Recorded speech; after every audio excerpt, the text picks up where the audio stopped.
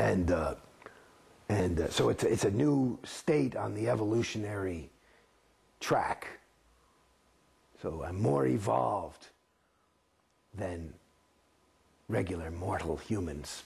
I was declared to have been somebody who had gone clear in a past life, which would have been my last life. Even though supposedly the tech wasn't there for somebody to go clear. Well, you can go clear. Well, no, Dianetics was written in 1950. And he was talking about the state of clear in Dianetics. It was not until they wanted that I personally believe that, it's just that there's always something being re-released because it never was quite correctly done or understood. And all the people who went clear last lifetime, even though they may have been on OT8s, were pulled back in because in New Era Dianetics, which was a later way of going clear, there was a different criteria. There were different criteria for what was a clear and getting rid of an engram, which is a whole thing. And so you had to go in and get all the postulates off. At your point, what were you supposed to achieve as a clear? Well, here's the thing. I mean, this is a funny thing for me, and this is I mean, if you read Dianetics, I mean, the state of clear is somebody who is never likely to get sick. He has a perfect memory. It's even intimated, and this was in 1950 when there was no, is that he could be immortal. He may never die. It's pretty funny.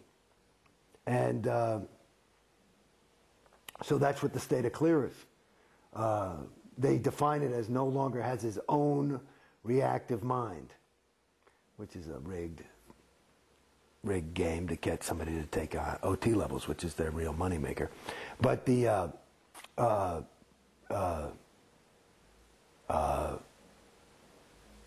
what? Oh, so I don't know. So clear. So, but like I said, I've never. There's a guy on the internet apparently who's saying, I'll give you $1 million if you can demonstrate OT. I'll give $1 million to anybody who can demonstrate clear. There's no fucking clear. There's no clear. There's no clear. I mean, just looking in Dianetics, there's no clear. Clear is basically, I mean, what are you kidding me? Clear. So I was like, if I get this, that's what I was going for. It's too good to be true. And that's basically it. And that goes back to that feeling of loss, is because, you know what it is? I'm sorry to say. See, and I'm actually realizing something for myself right now, because this is cathartic in a way for me, but it's the same feeling. That loss is the feeling that I got. Like, I'm no stupid guy. I grew up in New York City, and I mean, I never got mugged. I mean, I know, and I've been through some serious bad neighborhoods. But I remember one time I was living on my own down in the village, and I saw this guy running across the street, and he had like a VCR. This is back when VCRs were a new thing, like a plasma TV or something. And he's like, he'd obviously stolen the thing, and he's like, hey, you can have this for $50, right? And I bought it, took it home, and it was full of bricks and shit, and I was I got conned. And that's the feeling of loss. Because it actually, going back, you're asking me about clear, it's a con. It's a con. And like any, and it's an interesting, I mean, this is way segueing, but this is something I don't know if it'll be, it's interesting, is that, there's a book that LRH wrote called The History of Man.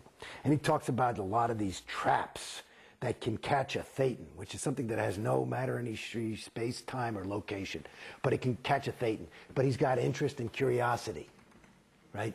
And so there's these things called theta traps, and so and the best theta traps are ones that the thetan runs on autopilot. Like if I'm trying to enslave somebody, the last thing I want to do is have to worry about fucking, keeping the key and the lock and the best traps, you get a guy to just keep himself in jail, right? And that's what Scientology does. You just keep yourself in jail, and that that's it. It's a perfect theta trap because you believe it, and you were investing your time and your money, and so it's, you can't be a fool. That's too much to confront, When you were a kid, you were saying you were able to look at your dad or your uncle and you could really perceive them and understand them and know them. Yeah. When you looked around at the people in the org and you trusted them, do you think there was a misperception there, or were you? Well, I tell you, I got to be honest, is that the more I got in, the stupider I got. As I get out, that's my perception.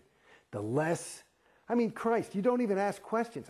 That's what I was trying to remember the other day, that I was going to say that I had forgotten.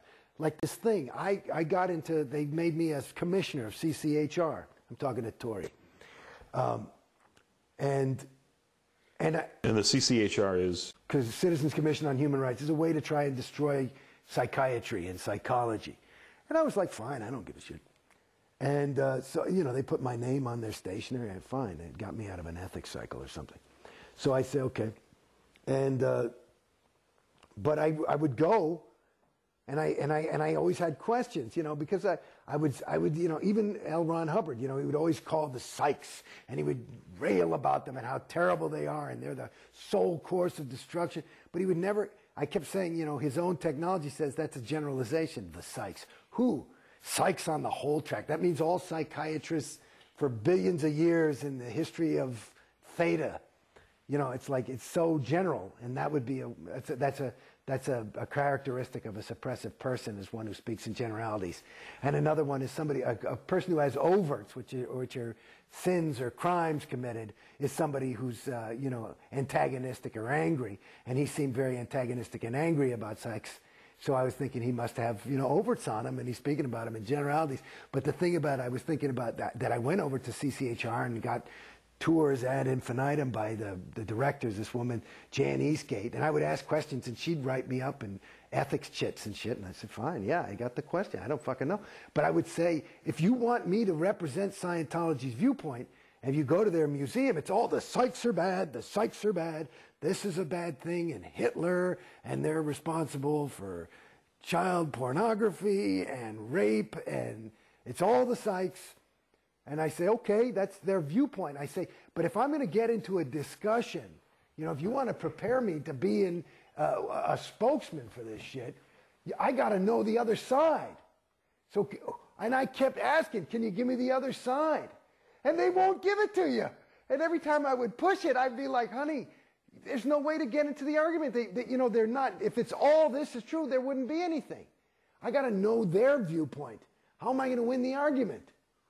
You know what I mean? And they wouldn't give me the viewpoint. And it was like, and then they started to write me up because I'm doubting. I'm not saying I'm doubting or nothing. I'm just waiting for the data, which is this whole big thing about learning how to think correctly is this other course called the Data Series. And basically you have to get all the data.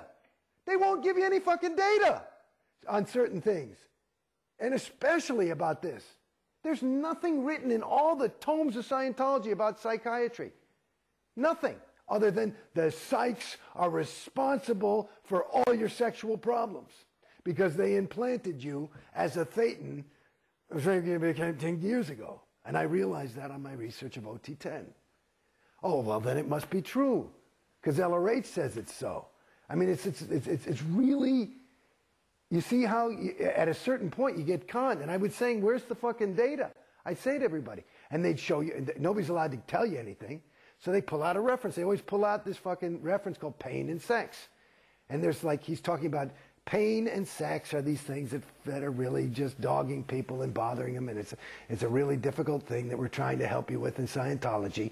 And basically, there's maybe 2 sentences in there where LRH says, through my research on the whole track of OT something or other, I've just discovered that this is all because of psychs. And that's the reference they tell you to prove that the fucking Hitler and rape is a thing. And I'm like, honey, that doesn't quite handle it, but they don't get it. Now, I look at this as an outsider, and to me, and I don't have a vast knowledge of this, but it seems like the psychiatric field sprung forth in the 1800s, or not thousands of years ago or millions of years ago. How are there psychs on the whole track?